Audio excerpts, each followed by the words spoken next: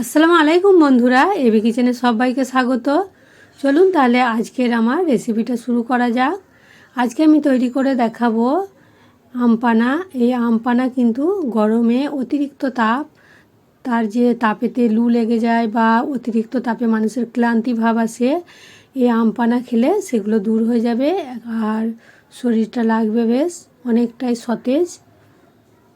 তাহলে এই আম পানা যদি এরকম গরমেতে আমকে পুড়িয়ে বা আমকে সিদ্ধ করে শরবত করা হয়, তাহলে মানুষের ক্লান্তি অনেকটাই কমে যায় আর একটা মনে উৎফুল্ল আসে। এখানে আমি আজকে আম পানা করার জন্য দুটো আম নিয়েছি আর আমগুলো ঝরে পড়ে যাওয়া আম বলে একটু হলুদ হয়ে গেছে।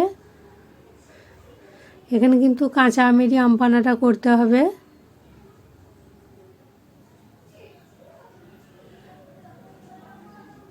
আর এখানে আমি দুটো আমের করব, কারণ পুদিনা পাতাটা আমার গাছ থেকেই নেওয়া পাড়া, তা পুদিনা পাতাটা অল্প আছে, পরিমাণটা আরও একটু লাগবে। ওই কারণে এই দুটো আমই সবুজ আছে। এই দুটো আমের আমি অন্য একটি রেসিপি বানাবো, সেটা হচ্ছে আমসত্ত্ব, সেটাও ভিডিওতে আসবে।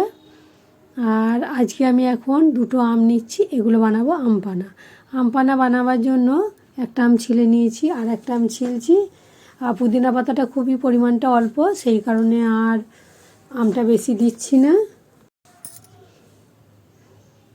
এই আমপানাটা কিন্তু করে রেখে দেওয়া যাবে অনেক দিনই, 5-6 মাস তো থাকবেই ফ্রিজে রেখে দিলে, কিন্তু আমার তো এক সপ্তাহের মধ্যেই শেষ হয়ে যায়। আমপানা আমার ছেলে খুবই ভালোবাসে, অনেক দিন থেকে আমাকে বানাতে বলছিল, বানানো হয়নি। আসল কথা হলো গাছে পুদিনা পাতাটা অল্প ছিল, ছাদের গাছেতে লাগানো আছে। এটা বাজার থেকে কিনেও পাওয়া যায়, কিন্তু গরমে একটু কম পাওয়া যায়। এখানে আমি একটা শুকনো মশলা তৈরি করে নিচ্ছি, 20-25টার মতো গোলমরিচ দিয়েছি আর 1 টেবিল চামচ দিয়েছি জিরে। এই দুটোকে বেশ হালকাভাবে ভেজে নিচ্ছি।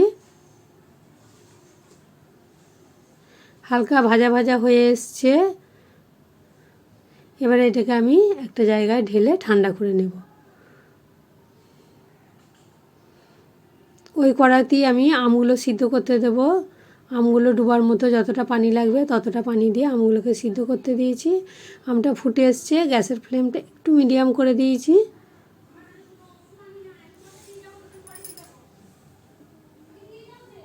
এইভাবে দেখলাম আম সিদ্ধ হয়ে গেছে।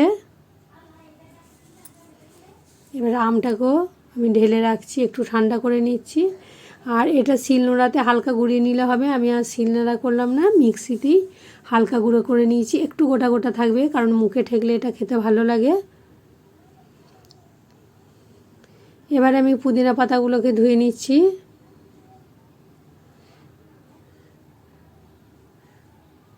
পুদিনা পাতাগুলো অল্প হয়েছিল, আমার ছাদে একটা টবে লাগানো ছিল সেই পাতা, বেশি হয়নি, কিন্তু সেন্টটা প্রচুর আছে।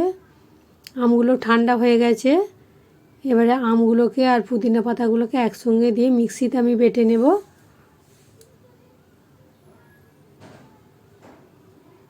মিক্সিতে বাটা হয়ে গেছে। এবারে আমি এখানে 1/2 কাপ চিনি দিচ্ছি।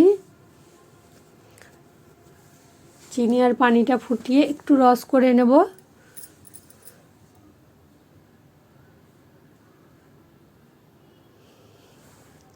চিনিটা ফুটে গেছে, রসটা একটু চাটচেটে ভাব হয়েছে। এখানে কি একটা দুতার কিছু দেখতে হবে না। এবারে আমি এখানে যে আমের পেস্টটা ছিল আমার পুদিনার, ওটা দিয়ে দিলাম। ওটাকে দিয়ে গ্যাসের ফ্লেমটা কিন্তু মিডিয়াম করা আছে, হালকাভাবে নেড়ে নেড়ে মিশিয়ে দেব। আর এখানে আম সিদ্ধর যে ফুটানো পানিটা ছিল, সেই পানিটা দিয়ে আমি মিক্সির বাটিটা ধুয়ে দিয়ে দিচ্ছি। টকটা কিন্তু ফেলিনি আমি। এই টকটাই লু লাগার কাজ করবে, বা অতিরিক্ত তাপে শরীর থেকে যে ঘাম বেরিয়ে যাচ্ছে, ক্লান্তি অলসতা আসবে, সেটাও কাটিয়ে দেবে। এবার এখানে আমি বিট লবণ দিচ্ছি 1/2 চামচ আর সাদা লবণ দিচ্ছি 1/2 চামচ। লবণটা যতটা লাগবে দেখে পরিমাণ মতো দেবো। আর এই জিরে আর গোলমরিচের যে পাউডারটা করলাম, ওটা 1.5 চামচের মতো দিয়ে দিলাম। এখানে যতটা পরিমাণ করবে সেই হিসাবে মাপ দিতে হবে, বেশি কম করে নিতে হবে। এখানে আমি দুটো আমে 1/2 কাপ চিনি দিয়েছি। আর জিরে গোল পাউডারটা 1.5 চামচ দিলাম, আর লবণ, বিট লবণ, সাদা লবণ পরিমাণ মতো দিয়েছি। এটা এবারে যে যতটা বেশি করবে সেইভাবে মাপটা দিয়ে নিতে হবে। এটাকে দিয়েও বেশ কিছুক্ষণ ফুটিয়ে সব একসঙ্গে মিক্সড করে দিলাম।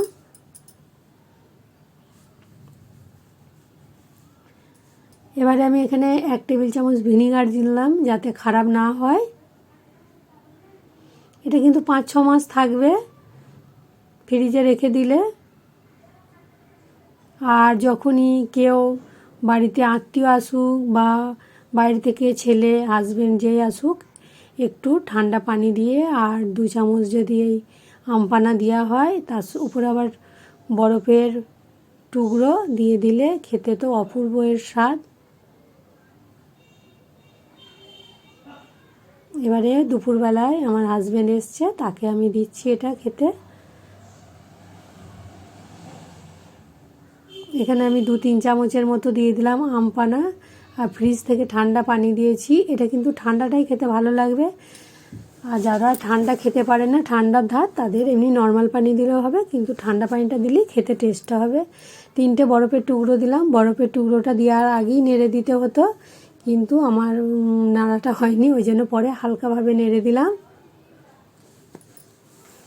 এটা যদি গরম ভোর রোজ খাওয়া হয় তাহলে তার শরীরে ক্লান্তি তো থাকবেই না, আর এই টক শরীরে তো আমাদের প্রচুর উপকার।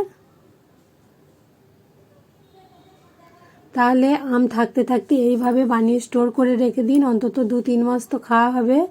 বাজার থেকে পুদিনা পাতা এনে, আমি এখানে কাঁচের জার আমার নেই, কারণ আমের অনেক কটাই রেসিপি করেছি, সব ভর্তি হয়ে গেছে আচারে, সেই কারণে প্লাস্টিকের জারই রাখলাম আর ফ্রিজে রেখে দেবো। এটা কাঁচের বয়ামে রাখলে সব থেকে ভালো হবে। আজ এই পর্যন্তই, আবার অন্য রেসিপি নিয়ে হাজির হব।